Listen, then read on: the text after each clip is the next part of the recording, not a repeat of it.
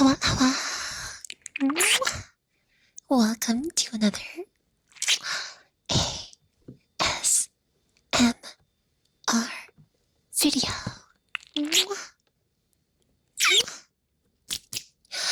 Lately, I've been making a lot of trigger videos and roleplay videos, and I realized that I haven't done a yapping video in a while, and today was a great day for a yapping video because today, the ASMR vtuber awards happened. And in fact, it's actually going on right now as I record this video, which is amazing. And yeah, I just wanted to kind of talk about it and, share some personal feelings about, imposter syndrome and all this stuff. And yeah, but first, I would like to give a big shout out to the team behind the ASMR VTuber Awards. I think it's an amazing thing that you guys are doing, and just thank you so much for creating a space where we can all come together and celebrate ASMR and highlight ASMR creators. Thank you, thank you, thank you. Thank you, thank you, thank you. But yeah, let me just give you a little backstory about just my experiences with ASMR, yeah? So, some of you already know this story, so I'm sorry if I'm just repeating myself again, but I started doing ASMR at the end of October last year. And up to that point, I had not really even consumed a lot of ASMR content in my personal time. I was recommended that I maybe give it a shot by my manager, and it was kind of scary thinking about it. I had never really done it before, and I'd never certainly listened to enough to even know what I'm doing at all. And it took a lot of studying and listening and just a lot of mental preparations for me to even do my first ASMR stream ever. And I very, very distinctly remember that day because I was having a meltdown about it all day, and just before I was about to switch over to ASMR, because I was doing variety content first and then I was gonna switch over to ASMR afterwards. And in that time I was basically having a panic attack, and it was really hard. It was really hard. I was crying, and I had to call my manager, I had to call my best friend, and it was just, oh god, it was just so nerve-wracking. But through the support of the people around me and the community, I managed to basically just suck it up. Basically just suck it up and just do the stream, and god, it just feels so long ago. And now the rest is history, I guess, right? But oops, sorry about my chair. But I had heard about the ASMR VTuber Awards because I remember the nomination post went out. And at the time, I think I'd been doing ASMR for a couple of months, I think, at that point. And I just didn't bring it up with anybody. I just didn't bring it up with my community or anything because I was just so new. And at the time, I guess I just felt asking for nominations for the ASMR VTuber Awards when I am just a baby ASMR artist. It just felt wrong in my eyes, I guess. It just felt so awkward. I think maybe that's like the best word. It just felt so awkward to me because I just felt like I just didn't deserve a place at all. Like, among the people that have been doing ASMR for a long time and really honing their craft, and yeah, I just didn't feel like I deserved it. And so I just like didn't bring it up with like anybody. I didn't tell my community about it. I didn't tell my friends about it. So, you know, the nominations just kind of came and went. And I only really kind of found out about it again. Like I rediscovered it because since then I had made some friends and lots of mutuals in the ASMR VTuber space. And I noticed that so many of them were like on the nominees. And I was like, oh my god, like this is really cool. Like, I was like so proud of them and everything. And yeah, like I was talking to my friend about it, and she was like, oh, like how come you didn't, like how come you're not like nominated? I was like, well, I just like didn't try. I was like so like such a baby at the time. I just didn't say anything about it. And you know, since then the channel has grown so much, so much, like beyond my wildest imaginations, right? Like I can't even begin to tell you. Like sometimes I just see my stream and I cannot even believe that it's real. You might be thinking like, well, like maybe next year for the ASMR VTuber Awards, like maybe you can get nominated then. But like the thing is, I just for some reason like just have this weird feelings of guilt. I just have these weird feelings of guilt about, I guess, being put on the same level as some of these people. And maybe it's because I look up to them so much. And to me, like they will forever, no matter how close we get, whether or not we're just mutuals or like become friends or whatever, like they will always be like my idols, right? Like they will always be my ASMR idols because like they were the people that I studied and they were the people that I listened to and they were the people that I really look up to. Even now, like in the space, and I've thought about it. Like even if I was nominated now, like at the size that I am now, like I would still feel like strangely guilty, and I would just feel like a fraud if I got nominated along with some of these amazing, fantastic, amazing, incredible ASMR artists. And like, God forbid that I won over any of them, I would probably have a meltdown in the worst way. Like, I would cry and they would not be happy tears. And I was talking to my friend about it, the same friend I was talking about earlier. And, I explained it exactly how I felt about it all. About the guilt, about feeling like I'm taking a spot away from someone who deserves it much more than me. And basically, she was like, that's basically imposter syndrome. And I was like, is that what that is? Is that what this is? And of course, like, we've all thought about imposter syndrome before, right? Like, it's such a common thing among people.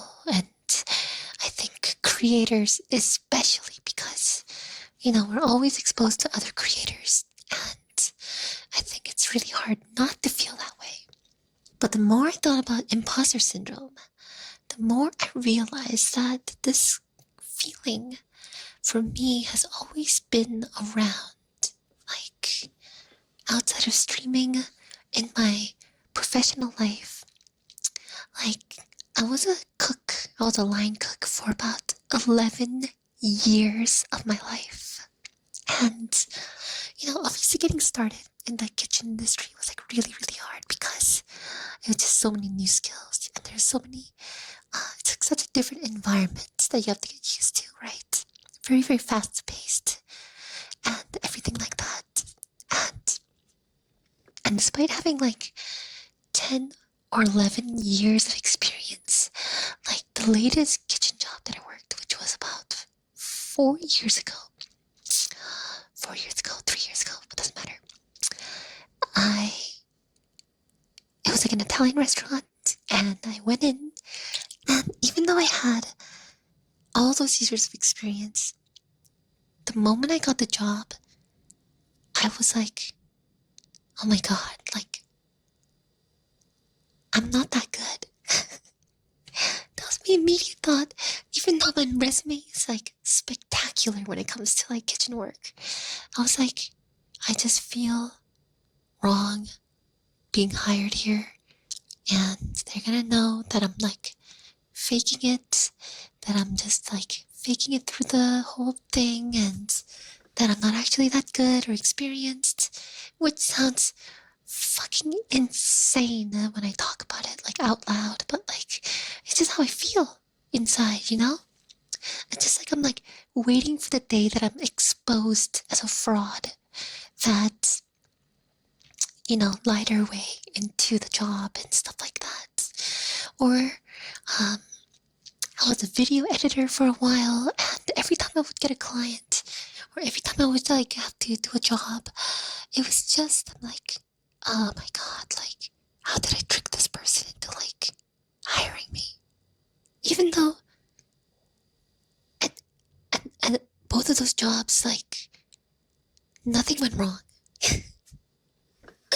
In fact, I did great, right? Like the 11 years of kitchen experience, like that doesn't lie. And all my clients with the video editing, they were always happy with my products.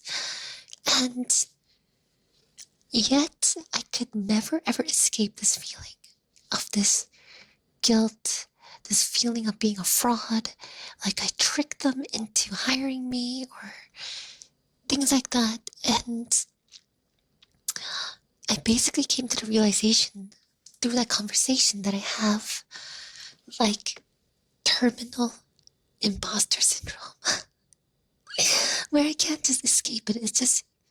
It plagues my entire existence, and it's always been like that, even since I was like a little kid.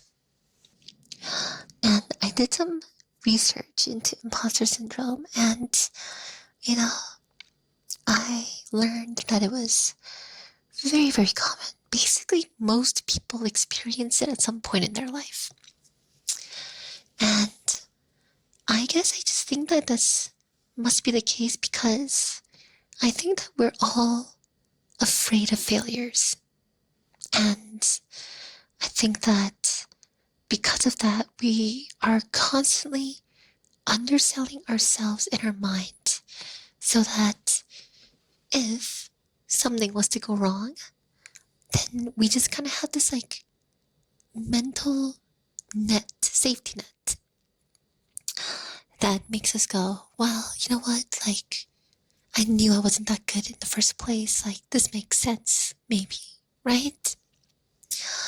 Or like, we've all had some traumas in our pasts that maybe lead us to believe that we aren't deserving of successes or good things in our lives because, maybe we've all struggled too much. So when the good things start to happen, we're like, whoa, like, we go into like a defensive mode rather than like enjoying the moment. And I'm not a psychologist. I'm a criminology major, and like minored in philosophy, so like it's not like I know anything about any of this stuff. But all I know is that this is something I've been dealing with like my whole life, and I think that it's kind of come out a lot over the past couple of years while I've been making content. And you know, since I kind of started realizing what this is in myself, I've been trying my best to be kinder to myself and to try to celebrate my successes and celebrate my, my dubs, basically, right? Trying to look at my content and myself as a creator as somebody who maybe deserves success. It's like I'm cringing right now as I'm saying it, even though I'm talking about imposter syndrome and how I should become kinder to myself. Like, just me saying that out loud is like making me cringe physically. And oh my god, it's so hard. It's so hard. I don't know how people just like own their successes and just like live their lives like feeling like they're the best. I really wish I could do the same thing. But what really does help me is, my community, my friends, my audience, every single one of those people, every single one of you help me so much every single day. Like you guys always say such nice things about me, say such nice things about my content and how much you guys love it and all that kind of stuff. And I just want you guys to know that, like, I'm not here to try to farm sympathy. I'm not trying to, like, I'm not glaze baiting. That's not what I'm trying to do. I'm just, like, so grateful to everyone that has been listening and watching and interacting with me and just everything like that. Just thank you so much. Thank you, thank you, thank you. I might not feel like the best all the time, but like you guys certainly make me feel that way. And I am so grateful. I'm so grateful for all the love and support, truly from the bottom of my heart. Like, I'm just a person trying to just make it like everybody else. And like, I've always felt like I've had no discernible talent or anything like that that sets me apart from others. But maybe ASMR is one of those things that could set me apart from others. And maybe it is something that I'm good at. And maybe it might take some time for me to see that for myself. But I will keep trying my best to be kinder to myself. And maybe next year, by the time the nominations roll around for the ASMR VTuber Awards, I'll feel like I'm worthy enough for something like an award nomination. But until then, if you also feel these kinds of things, just know that you're not alone. And I just feel very lucky and grateful to have a supportive network that I do. Anyway, sorry about this moment of vulnerability, but I just wanted to get that off my chest and talk about it because, yeah, I don't know. Anyway, please go support the ASMR VTuber Awards and all the wonderful people that have been nominated and who are running the show as well. I'll leave the link to the website down in the description, okay?